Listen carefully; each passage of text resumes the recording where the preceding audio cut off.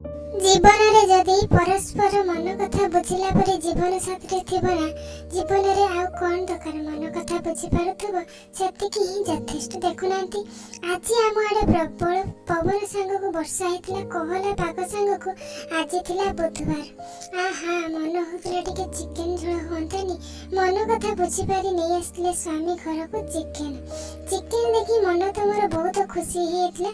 Chicken को प्रथमे धुआ धुई करके नहीं आसली लेंबू रस आ हलदी ता संग सोरिष तेल गोलैकी ताको मैरिनेशन करी किछि समय पे रखि देथि।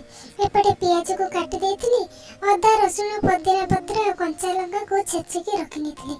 कड़ाई गरम होला परे सोरिष तेल देकी पियाज पकेकी पियाज को भाजी पियाज टिके लाल होला परे पकेइथिली अदा रसुण रो छेचा मसला पकेवा द्वारा हमर झोल रे बहुत बढ़िया टेस्ट आसे आ झोलटा बहुत टेस्टी लगथे।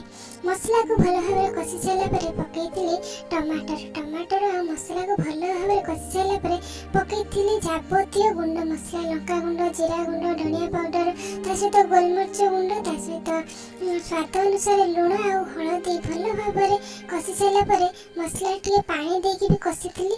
मसला रे कंचा गंध जिबा परे पकेइथिली चिकेन को भल भाव कषि सारा परे तापरे पकेइथिली भजा आलू आ चिकेन को भल भाव तेल छाड़ा पर्यंत कषिथिली। तापरे देइथिली झोल पाई गरम पानी।